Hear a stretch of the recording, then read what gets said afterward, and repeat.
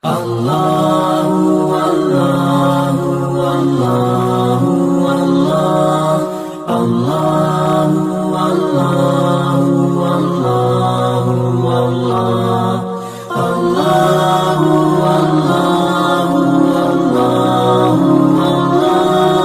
Allahu Allahu Allahu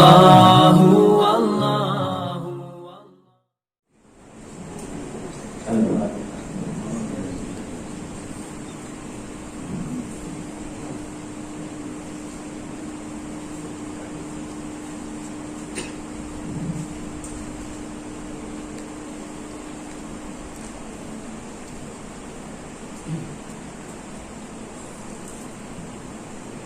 Bismillahirrahmanirrahim. Assalamualaikum warahmatullahi wabarakatuh.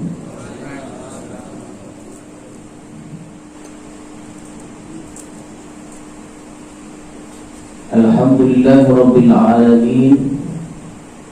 Wassalatu wassalamu ala asyrafil anbiya'i wal mursalin wa ala alihi wa sahbihi ajma'in, amma ba'd.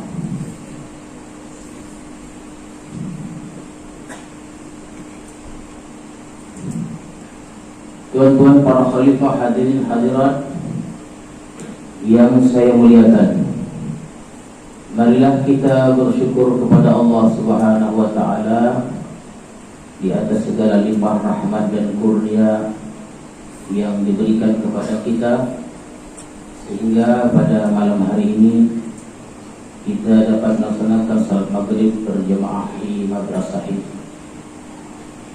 Salawat dan salam kita ucapkan, kemudian kita sampaikan kepada Rasulullah sallallahu alaihi wasallam beserta keluarga, para sahabat dan para pengikut-pengikut beliau. Mudah-mudahan kita mendapat syafaat beliau di hari kemudian nanti. Amin ya rabbal alamin.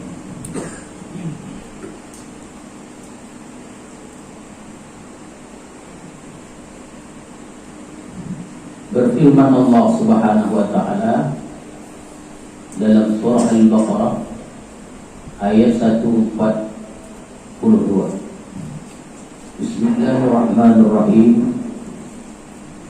Sayaqulu as-sufaha'u minan nasi ma wallahu an qiblatihim allati kanu 'alayha. Qul lillahi al-masyriq wal maghrib yahdi man yasha' ila siratin mustaqim. Apabila kita baca ayat sayaqulu sufaha, maka tahulah kita bahwa ini merupakan juz kedua dari surah Al-Baqarah.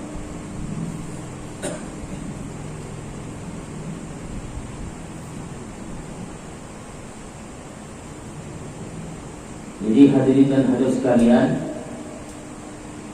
juz pertama itu tidaklah semua dapat kita tafsirkan, karena memandang ada pengulangan-pengulangan dan tidaklah banyak, beberapa ayat saja. Maka kita teruskan pada juz kedua dari surah Al-Baqarah. Namun demikian, sebelum kita membahas tentang juz kedua ini, perlu saya sampaikan tentang beberapa intisari dari juz pertama itu.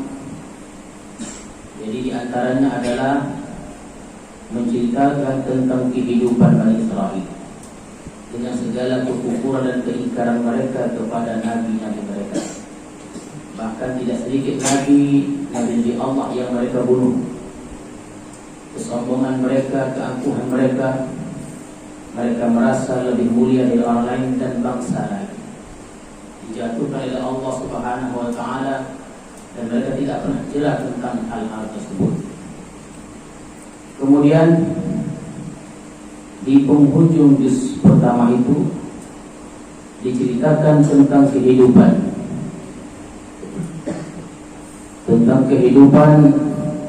Nabi Ibrahim dan perjuangan beliau dalam menegakkan agama Allah Subhanahu wa taala. dan adalah inti dari ajaran yang dibawa oleh Nabi Ibrahim AS adalah hanifan muslimah. Itu intinya adalah hanifan muslimah, lurus kepada Allah dan menyerahkan segala jiwa raga kepada Allah. Hanifan muslimah, sumbernya bukan agama Yahudi, tidak. Hanifan muslimah.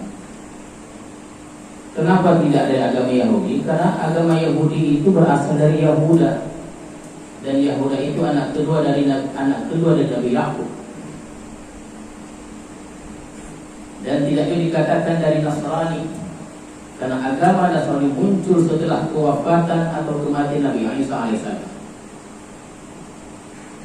Jadi agama yang dibawa oleh Nabi Ibrahim hanifan muslimah, Islam. Pada akhir juz pertama itu juga hadis sekalian diceritakan tentang perintah Allah kepada beliau untuk membangun atau membina Ka'bah bersama anak beliau bernama Ismail alaihissalam. Kemudian permintaan beliau, dan permintaan itu dikabulkan oleh Allah Subhanahu wa taala yang bunyi itu wa ba'athihim rasulan minhum, meminta kepada Allah supaya dibangkitkan, ib'ats wa ba'athihim rasulan minhum, bangkitkanlah dari kalangan mereka seorang rasul yang membacakan akan ayat-ayat. Dan doa beliau dikabulkan, Allah dibangkitkan dari jalur Bani Ismail. Itulah Rasulullah SAW yang akan kita bicara.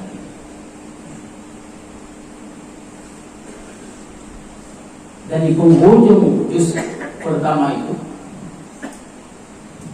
tentang persiapan pengalihan kiblat. Persiapan pengalihan kiblat dari Baitul Maqdis ke Baitullah. Jadi hadirin dan hadirat sekalian, ketika Rasulullah SAW hijrah ke Madinah, beliau itu selama di Madinah masih berkiblat kepada Baitul Maqdis lebih kurang 16 atau 17 bulan lamanya. Padahal hati beliau itu sangat merindukan Ka'bah Mekah. Dan ketika di Mekah pun beliau salat menghadap Baitul Maqdis, tapi di depannya Ka'bah. Menghadap Baitul Maqdis, tapi di depan beliau itu Ka'bah. Betapa rindu dan cintanya beliau kepada tanah kelahiran tumpah darah Mekah. Jadi selama 16 atau 17 bulan, hadirin sekalian, itu setiap kali Rasulullah mau salat, Rasulullah SAW, beliau itu selalu memandang ke langit dan tidak akan ceritakan. Memandang ke langit, mengharapkan kepada Allah agar ada perintah untuk dialihkan kiblat itu. Jadi hadirin sekalian, setelah 16 atau 17 bulan lamanya beliau di Madinah itu, barulah ada perintah untuk mengalihkan kiblat. Dan itu merupakan satu yang di luar jangkaan. Terjadi perubahan pribadi karakter pada masyarakat pada saat itu. Kenapa? Kenapa ketika Rasulullah berada di Madinah, selain bangsa Arab, ada juga orang munafik dan Yahudi. Kenapa? Kalau terjadi pemindahan kiblat, itu sebenarnya meruntuhkan kemegahan orang Yahudi. Mereka megah. Kenapa mereka megah? Tentulah megah mereka, mogah bahasa Islamnya. Jadi ketika kalau dialihkan kiblat itu dari Baitul Maqdis ke Baitullah, itu akan meruntuhkan kemegahan orang-orang Yahudi. Kenapa? Karena sumber ajaran Yahudi itu Baitul Maqdis, dan dari Baitul Maqdis banyak muncul nabi-nabi Allah Subhanahu wa taala. Dan kalau berkiblat terus ke Baitul Maqdis, Palestina itu seakan-akan ada kesan bahwa ajaran yang dibawa oleh Nabi itu cipratan, tiruan dari ajaran Yahudi. Begitu. Tapi hanya 16 bulan saja hari sekalian. Ketika beralih kiblat dari Baitul Maqdis ke Baitullah, Palestina ke Mekah itu. Inilah bunyi ayat saya kurus sufaha minan nas. Itu waktu asal. Jadi orang-orang pun ketika ada seorang jamaah itu, ketika diadakan perintah pengalihan kiblat itu, dia keluar bersumpah bahwa aku telah salat bersama Rasulullah, telah terjadi perubahan kiblat. Maka di sana ada namanya Masjid Zulkiflatain. Itu waktu salat asar itu, dalam salat itu mereka merubah jalur, merubah posisi. Baik, awalnya ke Baitul Maqdis, dalam salat asar itu mereka merubah secara otomatis kepada Baitullah Al-Haram. Maka di sana ada namanya Masjid Zulkiflatain. Dua kiblat yang dalam salat dua kiblat. Jangan cukup batal, ya, batal jangan cukup. Cukuplah sekali. Jadi hadirin sekalian, ketika terjadi pengalihan kiblat itu, maka hiruk pikuklah, bermunculah statement, pandangan, ocehan, omongan, obrolan macam-macam dalam masyarakat. Namanya masyarakat. Terkadang yang baik pun pandang buruk. Kita ini kalau hidup dalam masyarakat mesti tahan gitu. Mesti tahan. Judul satu di bawah 10 orang begitu kita ini. Maka ketika terjadi pengalihan itu, saya sufaha minan nas, akan berkata sufaha. Sufaha ini kalau bahasanya, tapi kalau dalam itu memang sufaha ini jamak dari sapi, artinya apa? Jadi bahasa yang mungkin kita haluskan sedikit, kurang akal. Kuang akal ke bodoh sama sebetulnya. Cuma membahasakan kuang akal ini, ya. Karena dalam tugas itu dia sebut kurang akal. Kurang akal itu sufaha.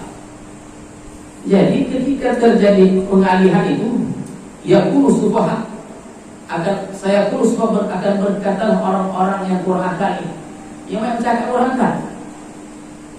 Minan nas, dari manusia, ma wallahu, apa yang memalingkan mereka an qiblatihim allati kanu 'alaiha, yang malingkan kiblat mereka yang sudah ada pada mereka. Artinya setelah sekian lama mereka berkiblat kepada Baitul Maqdis, kemudian berubah kepada Baitullah, mereka bercakap ini apa? Bahkan dia mengatakan Nabi Muhammad itu adalah kurang bijaksana lah. Ini suka itu, mengubah ini, mengubah itu, padahal sekali ubah. Jadi citra masyarakat itu macam berpuluh-puluh kali. Ini kadang itu sekali ya. Tapi citra itu macam 2-3 kali, bahkan 10 kali. Perubahan sekali. Tapi seakan-akan perubahan cerita itu lebih dari sekali. Ini apa?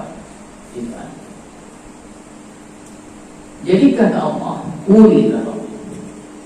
Lillahil masyriq wal maghrib. Bagi Allah timur dan barat. Ya, bagi Allah timur dan barat. Jadi kalau seandainya pada saat itu berkiblat kepada Baitullah, bukan Allah itu berada di sana. Dialihkan ke Baitullah bukan berarti Allah itu ada di Ka'bah. Kita berdoa ke langit bukan artinya Allah ada di langit. Kita sujud di tanah bukan berarti Allah ada di tanah. Allah tidak bertempat, tidak ada arah, itulah Allah. Jadi Allah pemilik semuanya ini. Mau Allah pindahkan ke timur, mau pindahkan ke barat, itu kuasa mutlak Allah Subhanahu wa ta'ala. Kalau seandainya perpindahan terjadi perubahan sikap, elok. Ini contohnya satu kejujuran. Ya. Terjadi perpindahan kiblat, perubahan sikap, tidak dulu. Tidak ada perubahan. perintah Allah Subhanahu wa taala. Allah pemilik alam raya ini. Mau ke timur, mau ke barat, utara, selatan itu milik Allah. Dan Allah tidak menempati satu tempat.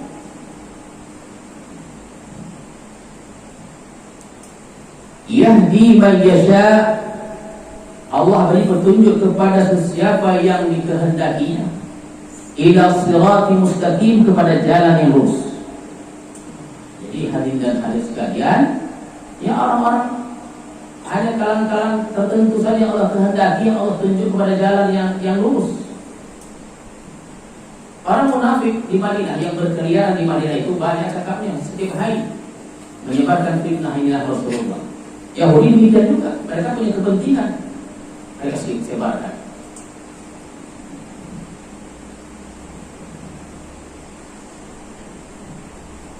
Dan perpindahan kiblat ini suatu yang sangat luar biasa sekali. Karena Ka'bah seperti yang kita ceritakan pada sebelumnya, bahwa lebih dahulu Ka'bah itu dari Baitul Maqdis. Ya, lebih dahulu dibina oleh Nabi Ibrahim alaihissalam, bahkan ada riwayat zaman Nabi Adam sudah ada. Dan Baitul Maqdis zaman Nabi Sulaiman alaihissalam, jauh ratusan tahun di bawah Nabi Ibrahim alaihissalam. Jadi ajaran itu dikembalikan kepada asalnya. Dikembalikan kepada asalnya. Ajaran siapa? Nabi Ibrahim alaihissalam. Maka pada ayat kedua dari halaman ini, wa kadzalika ja'alnakum ummatan wasata. Dan demikianlah kami telah jadikan kamu ummatan wasata, umat yang di tengah. Jadi kita ini namanya ummatan wasata, umat yang berada di tengah. Karena sebelum lahirnya ini ada dua umat, yaitu Yahudi dan Nasrani. Dan kedua agama ini mempunyai ajaran yang berbeda, sangat berbeda. Maka dalam literatur atau dalam buku-buku Yahudi itu jarang sekali disentuh bab-bab berkenaan dengan akhirat. Jarang. Jadi orang Yahudi ini jarang bicara tentang akhirat. Yang tahu mereka dan yang mereka baca dari buku-buku yang ditulis oleh kalangan mereka tentang dunia saja. Makanya mereka goma, makan riba dan lain-lain, itu orang Yahudi. Oleh sebab itu tidak dinafikan orang Yahudi kaya-kaya, kojonya riba. Tidak ada konsep akhirat bagi mereka, tak ada. Dan tidak ada dalam buku-buku mereka melainkan sedikit pembahasannya tentang akhirat. Jadi koja mereka adalah dunia. Itulah Yahudi. Riba dan hal-hal yang tentang menzalimi orang lain ke sana, dunia. Sedangkan Nasrani, hadirin sekalian, itu ajaran aslinya itu, mereka itu kepada akhirat. Ajaran kepada akhirat. Maka mereka dirikanlah biara-biara. Bahkan pendeta-pendeta mereka dilarang untuk kawin. Itu kalau tuan-tuan baca, ada satu buku ditulis oleh Hajjah Irene Handono, namanya Irene Handono, Jakarta, perempuan orang Tionghoa. Beliau ini biarawati dalam 30 tahun. Dan beliau ini tahu seluk-beluk tentang kegerejaan itu. Tidaklah layak saya itu menceritakan fenomena macam mana gereja di dalam. Tuan bacalah buku itu, yang menghujat Islam, ditulis oleh Hajjah Irene Handono. Konsep saja rupanya. Biara banyak, pendeta tak boleh kawin, tapi maksiat tauhid. Bahkan agama Nasrani ini dijadikan agama kerajaan pada zaman Romawi. Tetapi ajaran Nasrani hanya boleh dipenuhi, diikuti oleh kalangan tertentu. Rusak akhirnya. Jadi yang Yahudi dominan ke dunianya, sedangkan Nasrani luar biasa ke akhiratnya. Kita dijadikan ummatan wasata. Ummatan wasata, umat yang berada di pertengahan. Contohnya salat. Menggerakkan, dalam salat itu gerakan badan. Gerakan badan. Tapi hati itu perlu khusyuk. Itulah agama kita.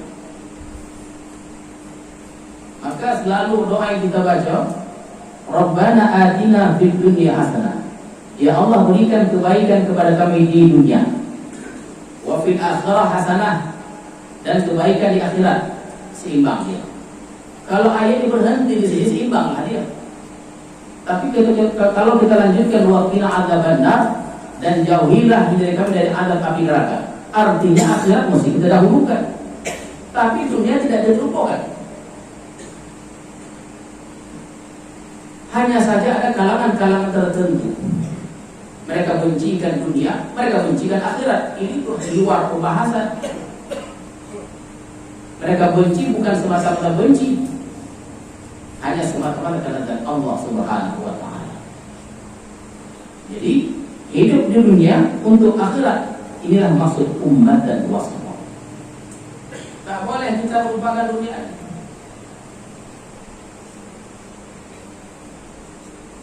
Dan ada beberapa sahabat datang kepada Rasulullah.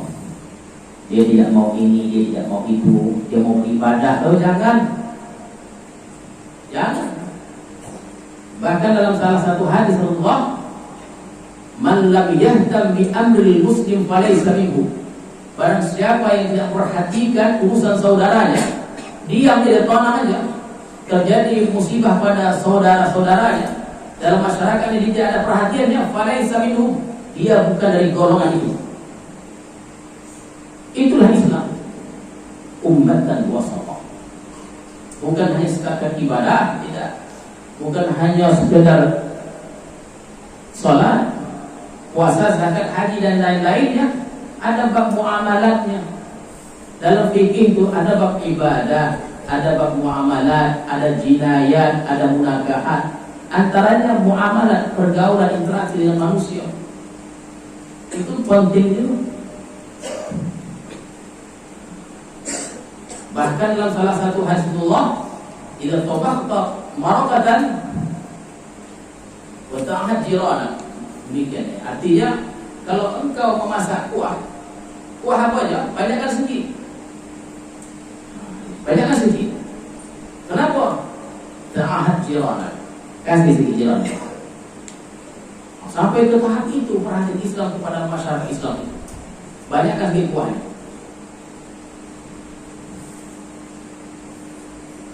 Begitu. Kalau engkau masak, banyakkan.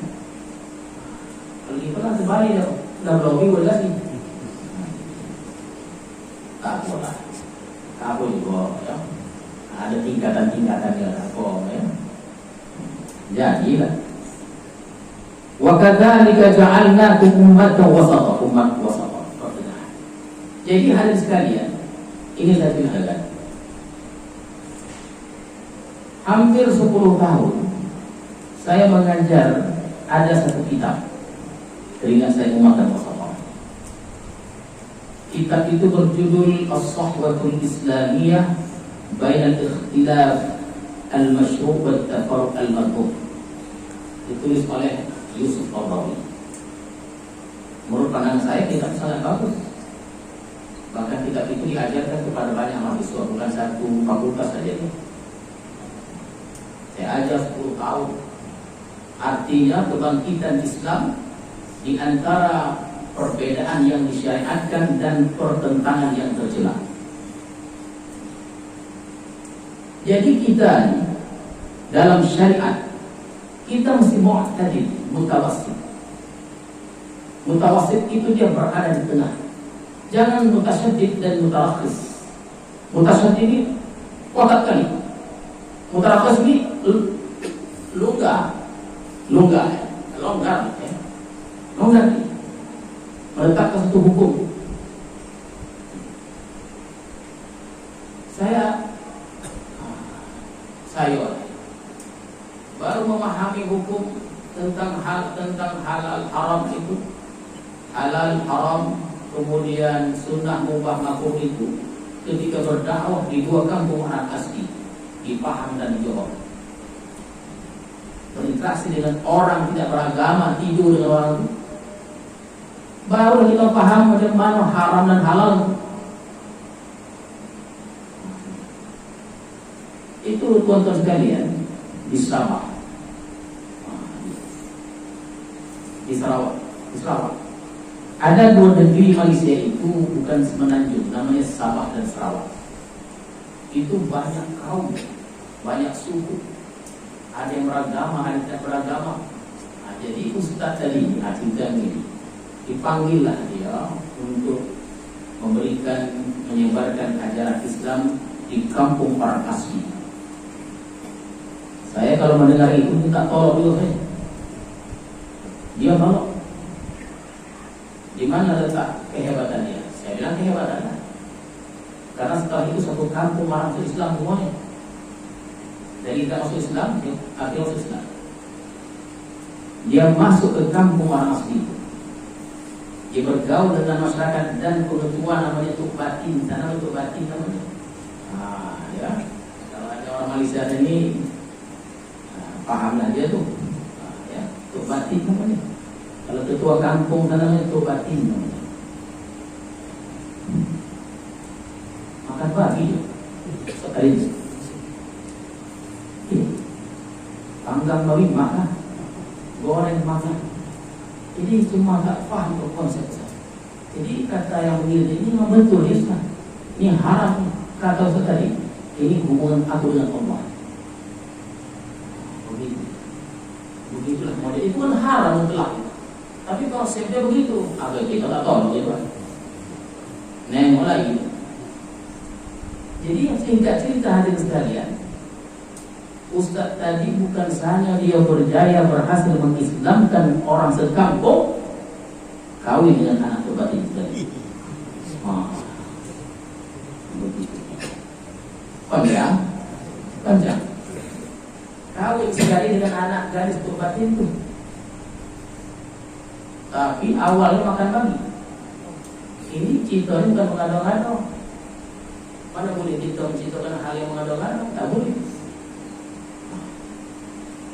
Jadi haram dan halal itu luas maknanya. Halal itu luas juga maknanya. Terkadang yang halal menjadi haram, yang haram menjadi halal. Jadi kita jangan terlalu mutasyadid. Itulah agama kita. Jangan terlalu mutasyadid. Kali. Apa tak boleh. Jangan terlalu mutarakhis. Enggak kali. Tapi kita mutawassit, berada di pertengahan. Begitulah Islam.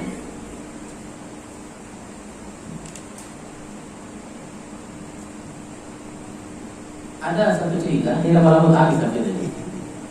Tak apalah. Cerita banyak.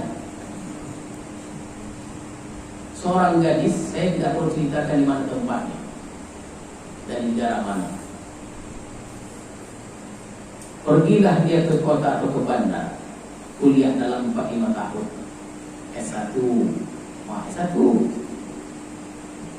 Masa perkuliahan itu, anak gadis perempuan tadi bertemu dengan calon, bertemulah dia dengan seorang lelaki, berkenalanlah, sehingga mereka ini menjadi satu ikatan. Dan ikatan itu jadi mantap dengan perkawinan. Ini dah mau tamat nih. Maka pulanglah si gadis ke kampung halamannya, menceritakan halnya tentang kuliahnya, dan yang paling penting dia ingin dibantu oleh keluarganya karena dia sudah bertemu dengan calon. Eloklah niat tuh. Maka oleh keluarga diadakan musyawarah, rapat, menentukan harinya. Karena capek kok, tak coba. menentukan hari tanggal lainnya. Dalam rapat itu ada neneknya berumur 70 tahun. Itu rapat itu, hebat neneknya. Ya. Setelah dibahas satu persatu, kata neneknya tadi, masukkan satu tertib acara tepung tawa. Tepung tawa. Ya, tepung tawa. Jadi anak gadis tadi yang sudah belajar 4-5 tahun, mungkin terkontaminasi dengan pergaulan, aliran dan lain-lainnya, dia tidak mau. Menurut pemikirannya, menurut pengalaman dia, ajaran sudah diajarkan kepadanya bahwa tepung tawar ini tak botol. Betongkah? Betongkah cucu dan nenek? Tengok. Betongkah cucu dan nenek? Akhirnya tak ada jalan penyelesaian karena si cucu tidak mau tepung tawar. Sedangkan nenek tadi seakan-akan tepung tawar menjadi hukum. Akhirnya kawin lagi gara-gara tepung tawar. Kawin lagi, melarikan diri kawin. Jadi kita ini ummatan wasatah. Banyak apa? Jadi Islam ini ummatan wasatah, umat yang berada di tengah, tidak terlalu mutasyadid, korek, ekstrim, dan tidak terlalu longgar, tapi dia mau jadi sederhana. Begitu.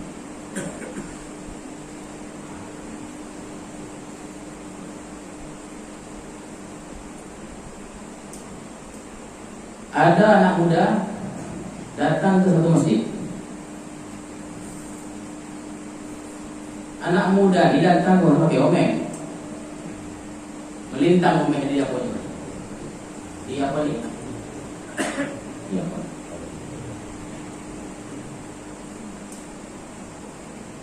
Habis sembahyang tuh oleh pengurus masjid, bantainya. Kalau mau selesaikan yang pakai kau. Haram hukum itu bukan begitu caranya. Sudah mau datang masjid, alhamdulillah. Banyak orang datang masjid, dia mau datang, tapi hanya ada omeng. Ada cara-cara yang lain.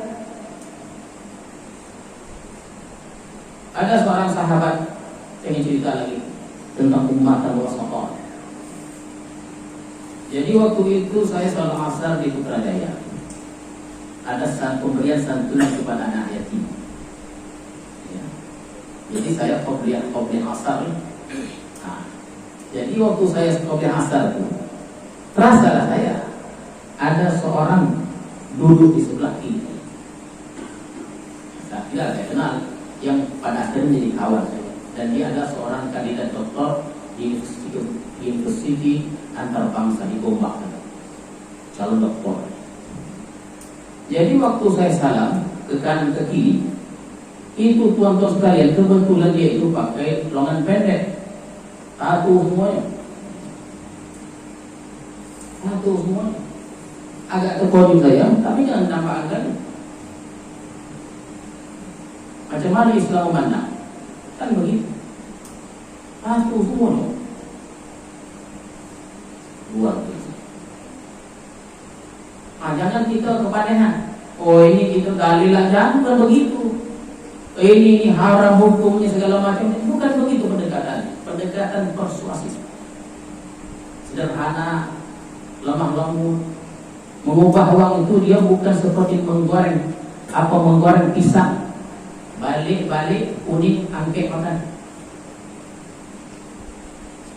Setelah itu bercerita, kami sambil menunggu habisnya acara, dia sendiri bercerita. Itu dia. Ketika dia umrah, waktu umrah itu kan nampak tuh pakai ihram. Jadi nampak orang Arab. Yang satu boleh cakap Arab, yang satu hanya boleh cakap Inggris. Ini kawan saya ini orang Cina. Dia mualaf.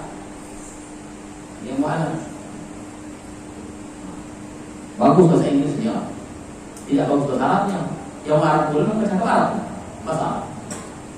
Jadi mereka itu bercakap satu Arab, yang satu bahasa Inggris dicampur dengan bahasa isyarat. yang dia pahami, dia cerita pada saya, disuruhnya orang yang bertato tadi ini, engkau pergi ke hospital, ke rumah sakit, potong tanganmu. Jadi aku terbakar gila ya. Begitu jadinya. Kalau dah tato biarkan, enggak apa dipotong dulu. Justru haram membuangnya. Itu dulu. Haram membuangnya, haram pula membuangnya. Kalau dibuang tadi justru mendatangkan mudarat, jangan biarkan. Allah Maha tahu. Kita memahami konsep syariat itu mesti mu'tadil, sederhana. Jangan terlalu koah, jangan terlalu aku tadi. Ada di tengah. Itulah itu. Wasatiyah. Wasatiyah. Sederhana.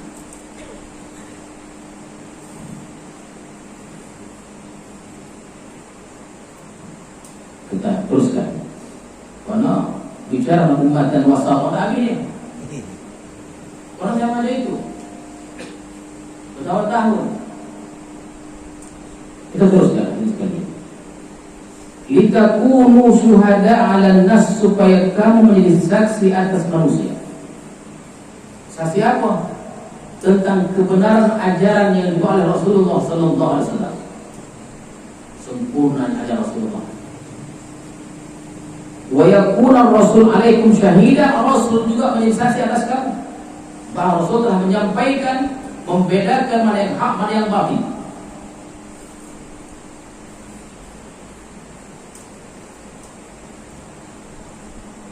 Wa ma ja'alna al-qiblata allati kunta 'alaiha, dan tidaklah kami jadikan kiblat yang kamu ada padanya itu atau atasnya itu. Jadi terjadinya perubahan kiblat, kembali kita pada kiblat, peralihan kiblat dari Baitul Maqdis ke Baitul Lahd. Terjadi peralihan itu, hari sekalian. Tidak kami jadikan hal demikian karena semua sudah ada ketetapannya. Hanya saja saatnya setelah 16 bulan 17 Rasul berada di Madinah, baru ketetapan itu dibuat. Kenapa peralihan dibuat pada waktu itu? Illa lina'lama man yattabi'ur rasul, melainkan supaya kami tahu siapa yang mengikuti Rasul, mimma yanqalib ala qibai, dan yang berpaling dari kedua pemiliknya. Siapa yang ikut, siapa yang berpaling. Jadi hadirin sekalian, ketika terjadi perubahan kiblat, isu pun muncul, dan masyarakat paling goma menimbulkan isu. Dan jalan yang terbaik kita sebagai masyarakat tabayyun, hadirin sekalian. Tabayyun, tak boleh ditimur terus dah. Lain, ada mencipta, ialah kaji ya dulu. Tabayyanu kata Allah, kalau kita tidak tabayyun bahaya. Kalau kita dengar satu pihak, kita tidak dengar pihak yang lain, dia akan simpang siur dia. Dan hal ini pernah terjadi pada Rasulullah 1 bulan Rasulullah tidak keluar rumah. Hebat itu gara-gara cito. Apalagi kita.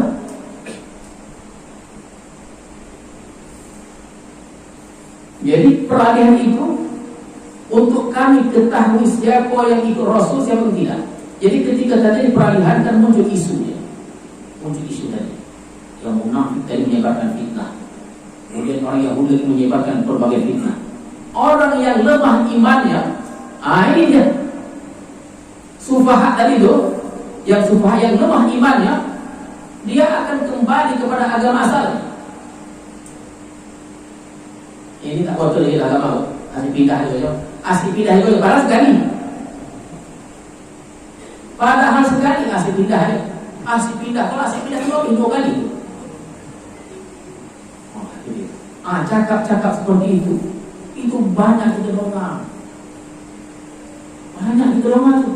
Asli pindah aja. Sekali asli pindah aja.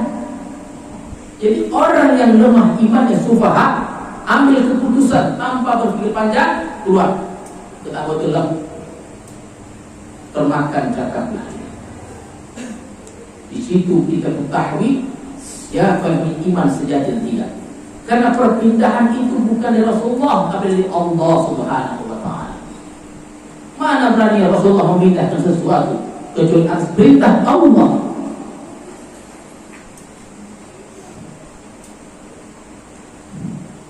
Wa in kana kabira, ini besar.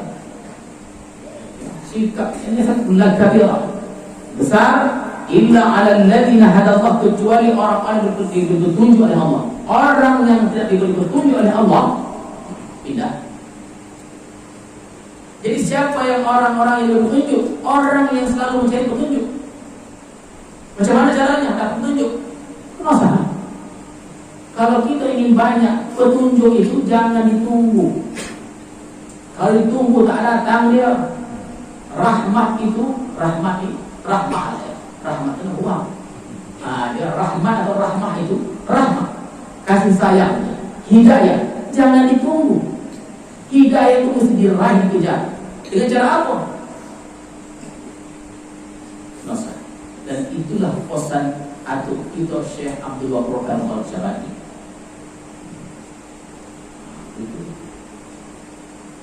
Jadi banyak kejalan, banyak nasihat. Datang petunjuk di luar logika, di luar kemampuan kita. Ada aja kemudahan-kemudahan. Jangan diukur, jangan coba-coba kita mengukur ya dengan undang-undang yang terjadi pada kita. Undang-undang yang berlaku pada kita, jangan.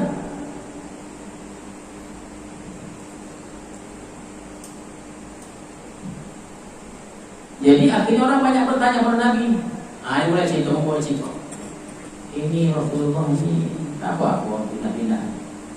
Kenapa? Karena dah lama tu kita kan kiblat kita betul mati macam mana pahalanya itu? Enggak ada pertanyaannya.